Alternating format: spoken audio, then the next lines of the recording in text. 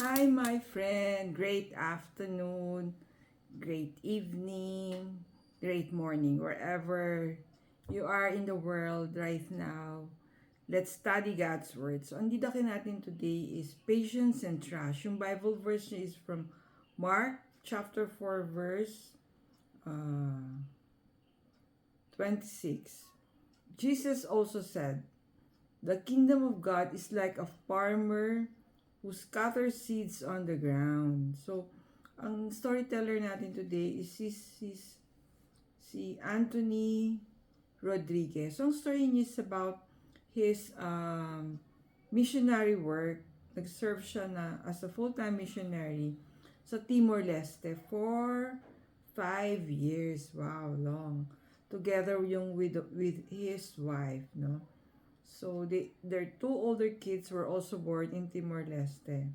So, sabi niya, my early days in Timor-Leste were so challenging kasi they couldn't speak their language. So, syempre, yung communication, no, siguro, sign language ang ginamit nila, no, or at interpreter. So, pero sabi niya, when my fellow missionaries would do our discipleship sessions with the local youth, so, hindi sila sure kung naintindihan sila ng mga youth of Timor-Leste.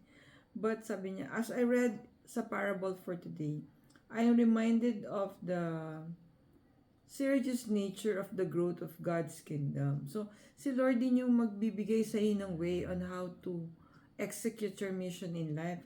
So, sabi niya, I look back of our journey and continue to be in awe of how the Lord used us in scattering seeds and sharing His love to the Timorese people.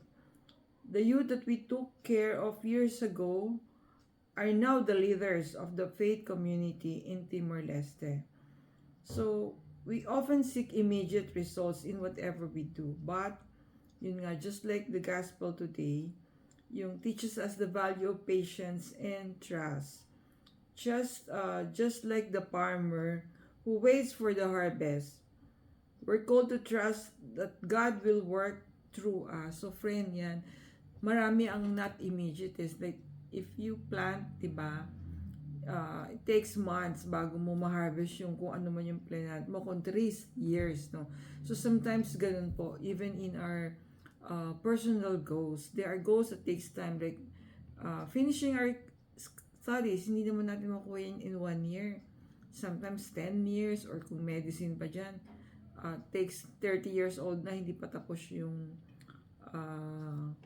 child mo or your niece or nephew, diba? So, there are things that takes time. So, we are asked by the Lord to have patience and trust in Him.